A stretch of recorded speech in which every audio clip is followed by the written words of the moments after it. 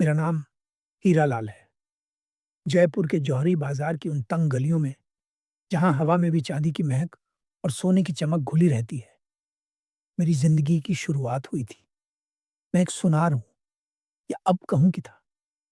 मेरे हाथों ने बेजान सोने को ऐसे ऐसे रूप दिए हैं कि देखने वाले आश्चर्य में पड़ जाते थे। ये हुनर मुझे मेरे पिता से विरासत में मिला था, और उन्हें उनके पिता से। हमारी कई पीढ़ियां इसी आग में तपकर सोना बनी थी। हम सदियों से सोना नहीं, विश्वास गढ़ते आ रहे थे।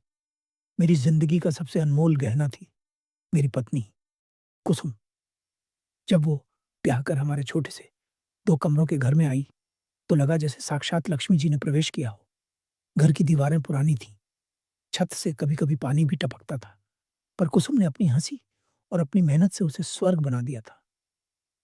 हमारी दुकान भी बस नाम की थी, एक छोटा-सा लकड़ी का तख्ता, जिस पर मैं अपने कुछ गिने-चुने औजारों के साथ बैठता था। पर हमारी आंखों में सपने बड़े थे, आसमान छूने के सपने। हम दोनों ने मिलकर दिन को दिन और रात को रात नहीं समझा। मैं दुकान पर भट्टी की आंच में तपता, तो वो घर की रसोई की भट्टी पर तपकर मेरा इंतजार करती। कभी-कभी तो काम इतना होता कि रात के खाने तक का होश न रहता। ऐसे में वो एक गिलास छाछ और 2 रोटियां लेकर दुकान पर आ जाती और अपने हाथों से खिलाती। उसकी एक मुस्कान, उसके आंचल की छाँव मेरी दिन भर की थकान मिटा देती थी। मुझे आज भी याद है, हमारी पहली बड़ी कमाई। एक मारवाड़ी सेठ ने अपनी बेटी की शादी के लिए एक नथ का ऑर्डर दिया था। मैंने उस नथ में अपनी पूरी कला झोंक दी थी। 15 दिन और 15 रातें मैं बस उसी पर काम करता रहा। जब वो नथ बनकर तैयार हुई और सेठ ने उसे देखा, तो उसकी आंखें खुली रह गईं। उसने मुझे मुँह माँगा, इनाम दिया। उस रात जब मैं पैसे लेकर घर पहुँचा, तो कुसुम पूजा कर रही थी। मैंने सारे पैसे उसके कदमों में रख दिए। उसकी आँखों में जो खुशी के आँसू थे, वो मेरे लिए दुनिया की हर दौलत से बढ़कर थे। उन पैसों से हमने अपनी दुकान को थोड़ा बड़ा किया, एक काँच की अलमारी लगाई। धीरे-धीरे हमारी मेहनत रंग लाई। छोटी-सी दुकान हीरा ज्वेलर्स के नाम से बाजार में अपनी पहचान बनाने लगी, और कुछ सालों में हमने उसी बाजार में एक छोटा-सा, पर अपने सपनों का पक्का घर भी ले लिया। उस घर की एक-एक ईंट हमने अपने अरमानों से जोड़ी थी, और फिर हमारी जिंदगी में वो रोशनी आई, जिसके आगे सोने की चमक भी फीकी थी। हमारा बेटा रवि, उसके जन्म पर ऐसा लगा जैसे हमारी हर मुराद पूरी हो गई हो।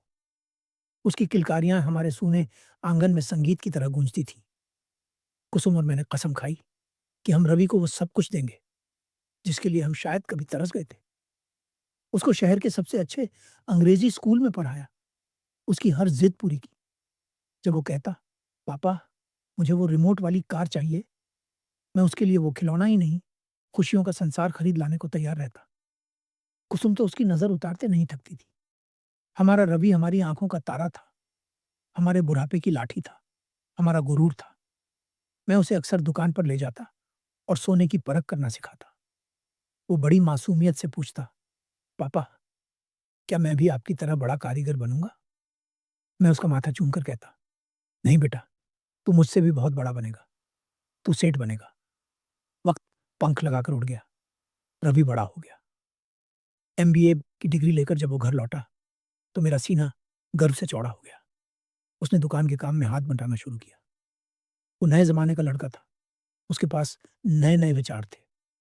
उसने दुकान का नवीनीकरण करवाया, कंप्यूटर लगवाए, नए डिजाइन की कैटलॉग बनवाई। दुकान अब एक मॉडर्न शोरूम लगने लगी थी। हमारा कारोबार दिन दूना रात चौगुना बढ़ने लगा। मैं और कुसुम ये सब देखकर फूले नहीं समाते थे। हम सोचते थे, चलो अब हमारी जिंदगी सफल हो गई, हमारी मेहनत का पेड़ अब फल देने लगा है।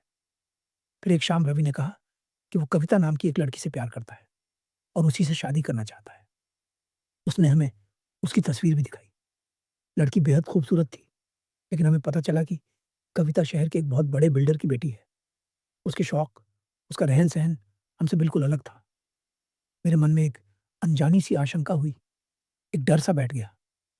पर बेटे की खुशी के आगे मैंने अपने दिल की आवाज़ दबा दी। कुसुम ने भी समझाया, ज़माना बदल गया है, हमें भी बदलना चाहिए। बड़े घर की बेटी आएगी तो हमारा मान ही बढ़ेगा, और बहू आएगी तो घर में रौनक ही बढ़ेगी। फिर बड़ी धूमधाम से शादी हुई। हमने अपनी ज़िंदगी भर की जमा पूँजी उस शादी में लगा दी। कविता बहू बनकर हमारे घर आई। शुरू के कुछ महीने तो सब स्वर्ग जैसा लगा। कविता बहुत मीठा बोलती, हमारे पैर छूती, हमारी हर बात मानती। कुसुम तो उसमें अपनी बेटी देखने लगी थी। वो उसे अपने हाथों से बनाकर खिलाती, उसे अपने गहने देती। लेकिन आसमान में छिपा तूफान कब तक शांत रहता? धीरे-धीरे कविता ने अपना असली रंग दिखाना शुरू किया। पहले तो उसने घर के कामों से किनारा करना शुरू किया। मेरी पत्नी कुसुम सुबह 5 बजे उठकर पूजा-पाठ, नाश्ता सबकी तैयारी में लग जाती और कविता 10 बजे तक आराम से सोती रहती। कुसुम अगर प्यार से उसे कुछ कह देती, तो वो मुँह फुला लेती। फिर रवि से अकेले में शिकायत करती, "तुम्हारी मम्मी मुझे नौकरानी समझती हैं। मैं इतने बड़े घर से आई हूँ, मैंने आज तक पानी का गिलास भी खुद उठाकर नहीं पिया।" रवि, जो कभी अपनी माँ पर जान छिड़कता था, अब कुसुम को ही समझाने लगा, "माँ, वो नए ज़माने की लड़की है। उसे इन सब कामों की आदत नहीं है। आप क्यों परेशान होती हो? एक कामवाली लगा लेते हैं।" कुसुम की आंखों में मैंने पहली बार अपने बेटे के लिए एक शिकायत देखी, पर वो चुपचाप आंसू पीकर रह गई। बात यही नहीं रुकी। कविता के खर्चे बेहिसाब बढ़ने लगे।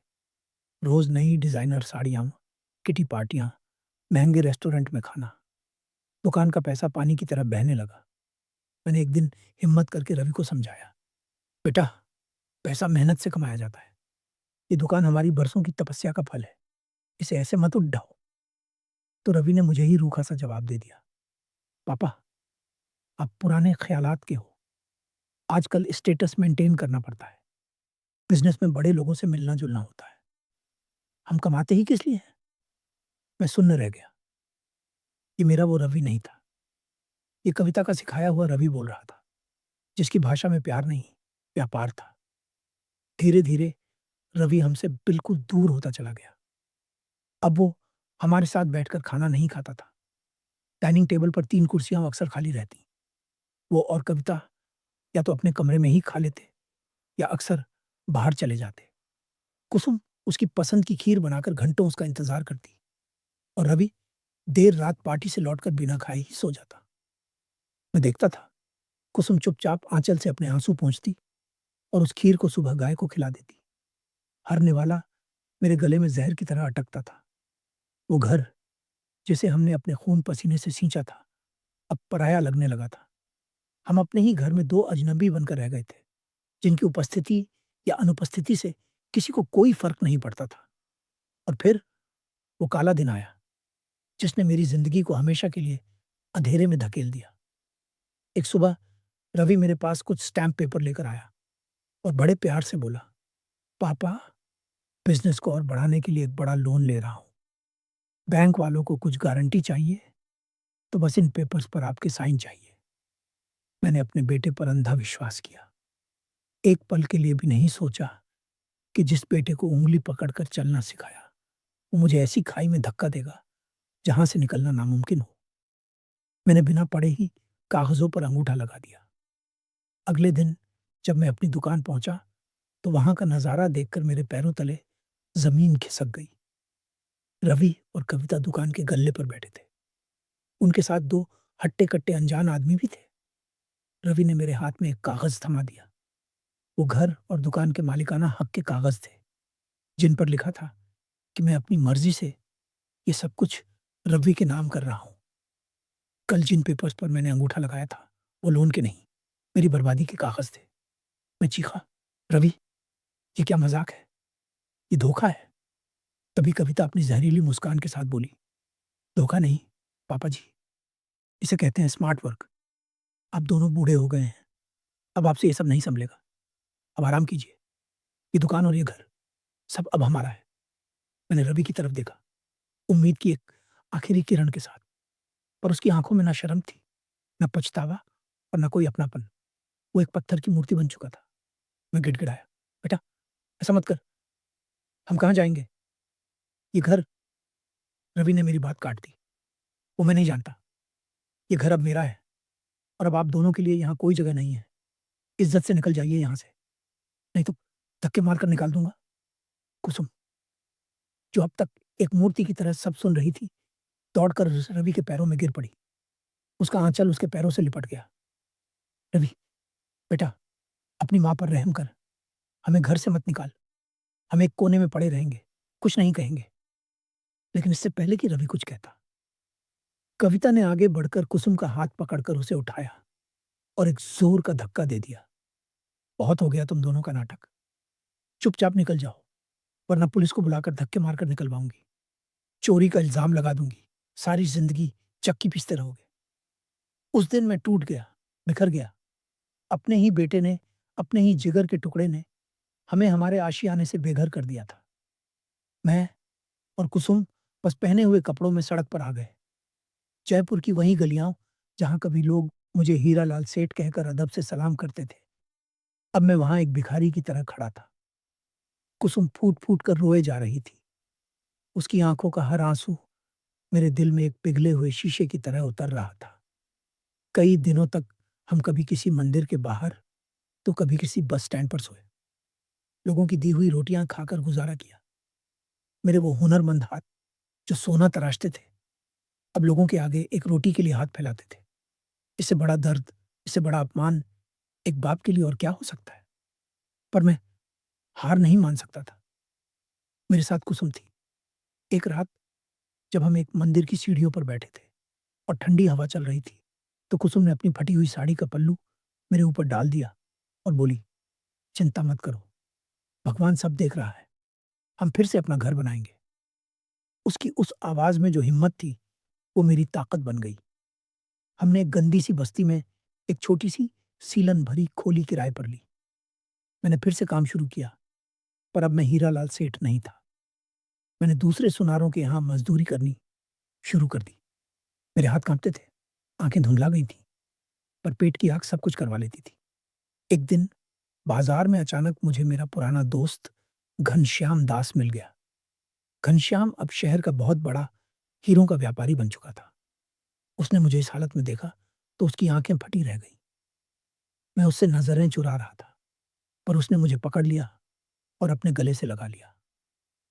उस दिन कई सालों बाद मैं एक दोस्त के कंधे पर सर रखकर बच्चों की तरह फूट-फूट कर रोया। मैंने उसे अपनी सारी कहानी सुनाई। सब कुछ सुनकर घनश्याम की आंखों में आग उतर आई। वो बोला, "हीरा, तूने जिंदगी भर विश्वास और ईमान कमाया है। तेरे साथ अन्याय हुआ है। अब तू चुप नहीं बैठेगा। तू बदला नहीं, न्याय लेगा।" "न्याय? मैं कैसे न्याय लूंगा घनश्याम? मैं तो बर्बाद हो चुका हूं।" मैंने हताशा में कहा।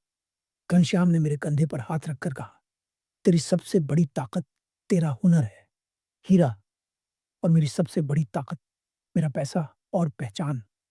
हम दोनों मिलकर तेरे बेटे रवि और उसकी मक्कार पत्नी को ऐसा सबक सिखाएंगे कि वो जिंदगी भर याद रखेंगे। उन्होंने तुझसे तेरा सोना छीना है, हम उनसे उनका गुरूर छीनेंगे।" उस दिन मेरे अंदर एक बुझी हुई आग फिर से जल उठी। ये आग नफरत की नहीं, न्याय की थी। घनश्याम की मदद से मैंने शहर के एक दूसरे हिस्से में एक छोटी सी गुमनाम सी वर्कशॉप खोली। घनश्याम ने मुझे पैसा दिया और कहा, "अब तू वो बना जो तेरे सिवा कोई नहीं बना सकता।" मैंने दिन रात एक कर दी। मेरे हाथों ने फिर से सोना तराशना शुरू किया। मैंने ऐसे ऐसे डिजाइन बनाए जो जयपुर के बाजार में पहले कभी नहीं देखे थे। हर डिजाइन में मेरा दर्द, मेरी तपस्या और मेरा अनुभव झलकता था। घनश्याम ने उन डिजाइन्स को बड़े बड़े शहरों में, बड़े बड़े जौहरियों तक एक अनजान कारीगर के नाम से पहुंचाया। देखते ही देखते उस गुमनाम कारीगर की धूम मच गई। उधर रवि और कविता की हालत पतली होती जा रही थी। रवि को दुकान चलानी आती नहीं थी, उसे तो बस पैसा उड़ाना आता था।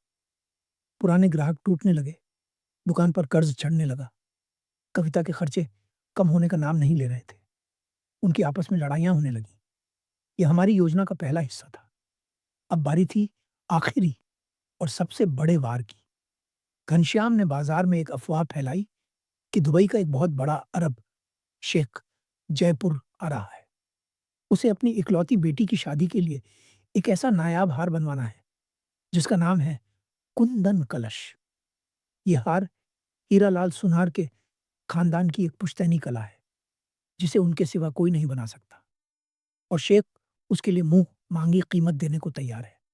ये खबर जब कर्ज में डूबे रवि तक पहुंची तो उसे लगा जैसे रेगिस्तान में पानी मिल गया हो। ये उसके लिए अपनी दुकान, अपनी इज्जत बचाने का आखिरी मौका था। वो और कविता पागलों की तरह हमें ढूंढने लगे और आखिरकार एक शाम वो हमारी वर्कशॉप के दरवाजे पर खड़े थे। उनके महंगे कपड़े भी उनकी बदहाली को छिपा नहीं पा रहे थे। मुझे देखते ही रवि मेरे कदमों में गिर पड़ा। पापा, मुझे माफ कर दो, मुझसे बहुत बड़ी गलती हो गई। कविता भी घुटनों के बल बैठकर रोने का नाटक करने लगी। मैंने उन्हें उठाया। मेरे दिल में भावनाओं का समंदर उफान पर था, पर मेरा चेहरा शांत था। मैंने पूछा, आज कैसे याद आ गई ये गरीब बेघर बाप की? रवि ने रोते हुए सारी बात बताई और गिड़गिड़ाने लगा। पापा, आप ही मुझे बचा सकते हो। बस एक बार वो कुंदन कलश हार बना दो। मैं आपका जिंदगी भर गुलाम बनकर रहूंगा। मैंने एक गहरी सांस ली और कहा, मैं ये हार बनाऊंगा, लेकिन मेरी कुछ शर्तें हैं। हमें आपकी हर शर्त मंजूर है पापा। कविता जल्दी से बोली, जैसे उसे कोई खजाना मिल गया हो। मैंने कहा, पहली शर्त, तुम दोनों अगले 1 महीने तक इसी वर्कशॉप में रहोगे। यहीं जमीन पर सोओगे और वहीं नमक रोटी खाओगे जो मैं और तुम्हारी माँ खाते थे। और बहू, तुम घर का सारा काम करोगी, जादू, पोंछा, बर्तन, कपड़े, सब कुछ। और रवि, तू मेरे साथ वर्कशॉप में मजदूरी करेगा। सोना नहीं, पीतल साफ करेगा, कोयला तोड़ेगा और औजार घिसेगा। उनके चेहरे का रंग उड़ गया, पर अपनी तबाही के सामने उन्हें यह शर्त माननी पड़ी। अगला 1 महीना उन दोनों के लिए नरक जैसा था, पर मेरे और कुसुम के लिए न्याय का महीना था। कविता, जिसके हाथों में कभी मेहंदी का रंग नहीं फीका पड़ता था, अब उसके हाथ बर्तन मांज मांज कर छिल गए थे। रवि, जो ऐसी के बिना एक पल नहीं रह सकता था, अब धधकती भट्टी के पास बैठकर पसीना बहाता था। मैंने उन्हें हर पल उनकी गलती का एहसास दिलाया। मैंने उन्हें एहसास दिलाया कि मेहनत क्या होती है, दर्द क्या होता है और अपमान क्या होता है। 1 महीना पूरा हुआ। उस दिन रवि और कविता मेरे सामने हाथ जोड़कर खड़े थे। उनका गुरूर, उनकी अकड़, सब कुछ उस आग में जलकर राख हो चुका था। उनकी आंखों में अब नाटक के नहीं, बल्कि सच्चे पछतावे के आंसू थे। कविता ने कुसुम के पैर पकड़ लिए और बोली, माँ जी, मुझे माफ कर दीजिए। मैं लालच में अंधी हो गई थी। आपने मुझे बेटी माना और मैंने आपके साथ कितना गलत किया। रवि मेरे पैरों से लिपट कर रो रहा था। पापा, आप मुझे जो सा देंगे मंजूर है, पर मुझे अपनी नजरों से मत गिराइए। मैं पापी हूं। तभी दरवाजे पर घनश्याम ने प्रवेश किया। उसे देखकर रवि और कविता चौंक गए। घनश्याम ने हंसकर कहा, कैसा लगा मेरा शेख? अरे, कोई शेख वेख नहीं आ रहा है। ये सारी योजना तुम्हारे पापा और मेरी थी, तुम दोनों को यह सिखाने के लिए कि कर्मों का फल इसी जन्म में मिलता है। रवि और कविता हक्के बक्के रह गए। उन्हें समझ आ गया कि उनके साथ क्या खेल हुआ है। मैं आगे बढ़ा और रवि को कंधों से पकड़कर उठाया। मैंने उसे गले से लगा लिया। उसकी पीठ थपथपाते हुए मैंने कहा, बेटा, बाप कभी बदला नहीं लेता। बाप सिर्फ सबक सिखाता है। मैं चाहता तो तुम्हें बर्बाद कर सकता था, सड़क पर ला सकता था, लेकिन मैं वही बाप हूं जिसने तुम्हें चलना सिखाया था। तुम भटक गए थे तो राह दिखाना भी मेरा ही फर्ज था। मैंने कुसुम की तरफ देखा। उसकी आंखों में आंसू थे, पर वो खुशी और शांति के आंसू थे। तुमने हमसे घर और दुकान छीनी थी, मैंने कहा, पर तुम ये भूल गए कि घर ईंटों से नहीं, प्यार और सम्मान से बनता है, और दुकान सोने से नहीं, विश्वास से चलती है। और उस दिन के बाद रवि और कविता सच में बदल गए। दोस्तों, जिंदगी की सबसे बड़ी सीख यही है कि माँ बाप उस पेड़ की जड़ की तरह होते हैं जो दिखाई नहीं देते, पर पूरे पेड़ को सींचते हैं, उसे खड़ा रखते हैं। जिस दिन कोई अपनी जड़ को काट देता है, उस दिन उसका हरा भरा संसार भी रेगिस्तान बन जाता है। दौलत, शोहरत, सब कुछ आप वापस कमा सकते हैं, पर अगर एक बार आपने माँ बाप का विश्वास और उनका दिल तोड़ दिया, तो आप दुनिया के सबसे गरीब इंसान बन जाते हैं। और एक बाप के लिए अपने भटके हुए बेटे को सही रास्ते पे लाने से अच्छा और क्या हो सकता है? आपको ये कहानी कैसी लगी? अगर अच्छी लगी हो तो वीडियो को लाइक करें और चैनल को सब्सक्राइब जरूर करें। मिलते हैं ऐसी ही एक और दिलचस्प कहानी में। तब तक अपना और अपने अपनों का ख्याल रखें। धन्यवाद।